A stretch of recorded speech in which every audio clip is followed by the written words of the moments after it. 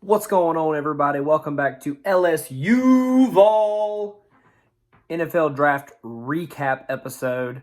So I came to you on Saturday morning, and we talked about what the Jags did in the first 3 rounds of the draft, grabbing C.J. Henderson, K'Lavon Chaisson, Laviska Shenault, and Devon Hamilton. A great first 4 picks for the Jags. And then comes day 3, where the Jags were lined up to have 8 picks in rounds 4 through 7. No one on earth, except for, I guess, Dave Caldwell and Doug Marrone, expected us to make all 12 selections in the draft, but we did. We infused a ton of young talent. Some of these guys are instant starters. Some of these guys are projects. But I'm really excited about the draft class as a whole, and I think you should be too. The whole choir boys thing is kind of a funny little joke, but, I mean, you can be a choir boy off the field and a dog on the field, as we well know. But it's just a funny little joke people are liking to play. But I'm excited about getting a big group of young, hungry, high-character guys that also perform very, very well in the field. So let's get right into it. We started off the day in the 4th round. We took Ben Burch, offensive tackle out of St. John's in Minnesota, a Division III player. Look, guys, this guy's a tremendous athlete. If you see the transformation he's gone through from being a tight end at St. John's to being an offensive lineman, an offensive tackle in just a 2-year span, the transformation he made physically is incredible. Earned an invitation to the Senior Bowl, performed very well there, and that's why he was so high on our board. Doug Marrone likes him a lot. Obviously, Marrone's an offensive line guy, so he would have had a big hand in this guy's pick. So obviously, the big thing about Ben Burch that people are always talking about is his diet. So when he moved from tight end to offensive tackle, he obviously had to put on a ton of weight. And you guys, anybody that's played football knows that some people struggle to gain weight, especially when you have to do it in a hurry. So he makes a shake with like cottage cheese, eggs, peanut butter, bananas, grits, and Gatorade in it, mixes it up and downs it. And I saw it at the combine, and I was like, "Oh, this is awesome. This is good stuff." And then we draft the guy. So, I literally, when we first drafted him, I was like, "Oh, cool, we got that D3 tackle." And then someone tweeted that we got the smoothie guy, and I said, "Oh, wait, the smoothie guy?" And I was like, that made me even more excited for it. So I think Ben Burch has shorter arms, may not be a tackle long term, but I think he's going to take one of the 2 starting guard spots this year. I really think he's going to bump A.J. Cann or Andrew Norwell out of their starting job. And then our second pick in the 4th round, we took Josiah Scott, a corner out of Michigan State. I have to be honest and tell you, I didn't know anything about Josiah. Other than starting in the Big Ten, obviously, at a position like corner is impressive. But I went and watched his highlight tape. And, guys, this guy is a solid corner. I mean, he loves contact. He is not afraid to tackle. He loves to come down and lick people. And, not a lot of corners like to tackle. So, if nothing else, year 1, I see Josiah being a tremendous addition to our special teams group because he's going to love to run down and make tackles on the punt team and on the kickoff team.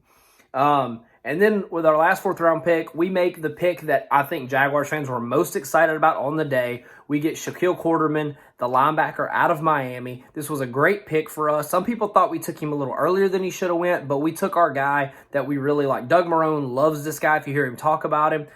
If you go watch the tape, you guys, Jags fans, you already know a lot about Shaq.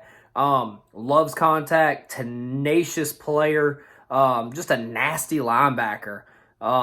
That obviously off the field seems to be a tremendous guy from a character standpoint and a team standpoint. But in between the whistles, guys, he's a nasty linebacker, and he's exactly what we want. And I think he's going to push to possibly, if we do switch to a 3-4, possibly get a ton of reps. He might bump Quincy Williams out of a rotation there. And Shaquille Quarterman he may not start as a rookie, but he's going to see tremendous playing time, and he's going to, I think, ball out on special teams.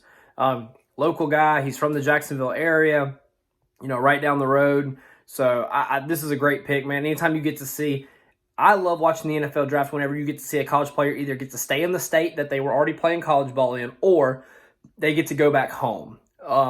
And Shaq's gotten to do all 3. He's from the Jacksonville area in high school, plays ball at Miami. Now he's back home playing for the Jaguars. Tremendous story, and I think he's going to be a great pick. Then we get our first pick of the 5th round. We get Daniel Thomas, the safety out of Auburn.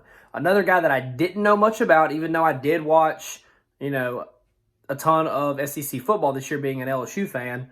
I didn't know a ton about Daniel, watched some tape. He seems that he's more of a box safety. He likes to come down and support in the run game and does like to hit, which for us is great news when it comes to the special teams game. I don't know how much he'll play safety this year. I'm sure he'll get some reps. I don't know if he's going to push for a starting job in the secondary. But I do think that he's a tremendous asset to special teams. Not a true free safety. Obviously, he's more of a strong safety, likes to come down into the box. So we're still kind of, I think, missing maybe that free safety. I think Jared Wilson's kind of got that job kind of locked up unless something else happens, unless we sign somebody else.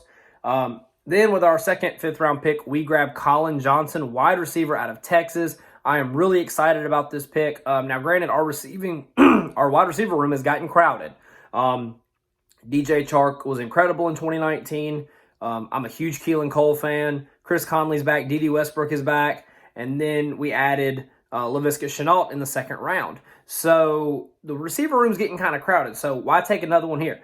I think it's because we don't have a man on our roster like Colin Johnson. Colin Johnson is 6'6". He is a huge body. I think he is going to make the team as a red zone threat. I think he will play some special teams, although 6'6" as a receiver, you may not play a ton of kickoff team because that's more of a DB, linebacker, running back type thing. But I think he's going to make the team. He's going to give us a red zone threat that we haven't really had as far as a big body that can just go up and get it.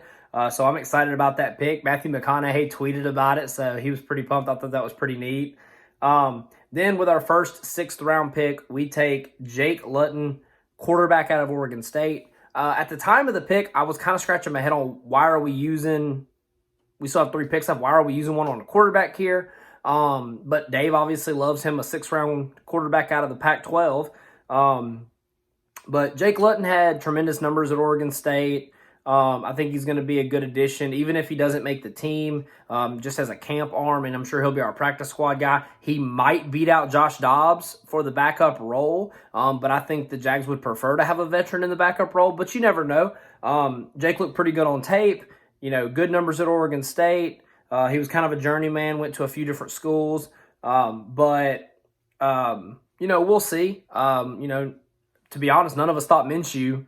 We all wondered kind of about Minshew last year as a draft pick. Now, granted, he had a tremendous season at Washington State. He had the mustache and everything, and so he was kind of already a celebrity, and so people liked him from that kind of standpoint. But I don't think any of us expected what we saw when he came onto the field. So if Jake makes the team, awesome. That means he's earned it. And if he doesn't, then he's a great practice squad quarterback to have to get our guys ready for Sundays. Second-round pick, or 6th-round pick, was Tyler Davis, tight end out of Georgia Tech. Another guy that I didn't know much about. He played at UConn before he came to Georgia Tech. He never caught a ton of balls at Georgia Tech because Georgia Tech doesn't throw the ball a ton. Traditionally, obviously, as you guys well know if you watch college football. But I like this pick strictly because I loved his emotion. When he got drafted, him and Dave on the phone, they're both from New York. Doug, Dave, and Tyler Davis are all from New York. And so they kind of joked about that. But Tyler just seems so overwhelming grateful to be drafted. So when you see that kind of emotion, you have to assume he is going to bring a ton of effort and heart into his opportunity to try to make an NFL roster. Dave talked him up saying that, he's a big body. He runs a 4.6, even though he's, 6'4", 200, I think almost 250 pounds, big dude, but runs a 4.6. Look for Tyler Davis to ball out on special teams and possibly make a roster spot on this team just for that. But who knows what he might bring to the game. He might be our blocking tight end. He might be that guy that we bring in almost as an extra lineman whenever we have to run the ball in short yardage and help us get those first downs. He might be a better blocker than Tyler Eifert or Josh Oliver or James O'Shaughnessy. So we will see what he brings to the team. But just off the emotion and the genuine excitement you saw when he got taken, I'm excited to see what happens with Tyler. And then we finish it up with another player that I hadn't really known anything about, but if you go watch the tape, you should be excited. Chris Claybrooks, another guy who had an incredible reaction to getting drafted by the Jaguars. I mean, they had silly strings shooting all over the house, and he went and running outside, and he was really excited, which was cool to see. He's a corner out of Memphis. But I don't think he's here to play corner right now. Now, granted, he might earn some reps depending on how he does in camp. But Chris Claybrooks is here to return kickoffs, and I think he's going to be day one starting kick returner. He ran a 4.2, I think, 4.25, or early 4.3. I think he was in the 4.2 range. And if you go watch his highlights of returning kicks at Memphis, that dude can absolutely roll. We haven't had a big-time kick returner in a couple years. 2017, we had Jaden Mickens, who was exciting in the return game. But we haven't really had that guy the last couple years that when he catches it at any time, he can just go. So now having Chris Claybrooks added to the fold, a guy with 4.2, 4.3 speed, I think it's going to be really exciting to have the opportunity that anytime we field a kickoff, we got a chance to house it. So honestly, based on the day 3 picks, I think Ben Birch is going to find a way to start week 1. Josiah Scott's going to be a special team stud, I think, early. Shaquille Quarterman is going to get a lot of reps. Possible starter. Not sure if he starts right away, but I think he's definitely an eventual starter. Daniel Thomas is going to be a big special teams guy early. Colin Johnson's your red zone target. Jake Lutton, we'll see what we got. I'm ready to see him in camp and in preseason. Tyler Davis, special teams ace, I think, early. Could end up being that blocking tight end in run packages if he shows something in camp. I think he's got the potential being from Georgia Tech. And I think Chris Claybrooks is day 1 starter in the return game. We'll see if he gets any reps in the secondary. So I'm really excited about this draft class, guys. I know a lot of people are kind of not really – the fans aren't hype about it, but the experts are giving us A and B grades. I think we took advantage of having so many picks. We influxed 12 young, character-high, hungry athletes into our team that out of 12 guys, about 4 or 5 are going to be instant starters. And then the rest of them are going to help us tremendously in other ways. So you should be excited. I am excited. I'm ready for football to get here so we can see the 2020 Jaguars, this new young blood group, take the field. So let me know what you guys think of the draft class. I'm excited about it, but I want to hear from you. Fill up the comments or hit me up on Twitter and let me know what grade you would give us. Just for the draft class. Now, granted, the grades are going to change when we see these guys on the field. Hopefully, it goes even higher when we see what these guys got. And if you watch this video, quickly, go vote for K'Lavon Chaisson to wear number 45 and not number 52. 52 is a linebacker number. Makes me think of Ray Lewis, which is not a bad thing. But I'd rather see 41 and 45 rushing the quarterback for the next decade in Jacksonville. So if you get this video before the poll ends, go vote for K'Lavon to wear 45 because I'm going to cop that jersey as soon as he picks a number. Take care, guys. I'm really excited about this class. I'm ready for football to start so that we can see them in action. I'm ready for the Jaguars to kind of release what numbers the guys are going to be wearing because I think that's always kind of neat to hear the stories behind it. Whether it's their high school number or their college number or a new number that has a special meaning for whatever reason. Like 22 wasn't available in Kansas City, so Clyde Edwards-Helaire is wearing 25, which was his youth football number. They posted a side-by-side picture of it, which to me that's really neat. K'Lavon picked 45 and 49 as 2 of his 3 options because he wore 4 at LSU before he got the number 18 given to him. So he put a 4 in there, which is kind of cool. Justin Jefferson, who was drafted by the Minnesota Vikings, he wore 2 at LSU, but he's wearing number 18 with Minnesota, which goes back to LSU. LSU 18 is a big deal.